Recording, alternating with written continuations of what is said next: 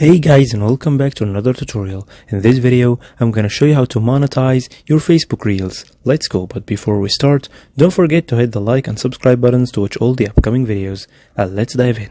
So the first thing you need to do is to open your web browser, for example, Google Chrome, and then make sure that you logged into your main account which has a Facebook profile, not a normal one. First, you need to make sure that you're logged into your Facebook page account, not a normal Facebook profile. Here, I have my page.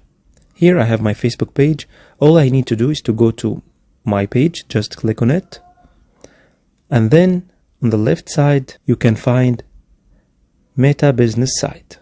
Click on it. After you go to Meta Business Site, also in the left corner, you can see monetization. Actually, in Facebook, you have different types of monetization. You have the stars and the in-stream ads. To apply at any one of them, for example, for the stars, you need to have more than 1,000 followers for 60 consecutive days. And about the in-stream ads, the eligibility is 5,000 followers and 60,000 total eligible minutes viewed in the last 60 days.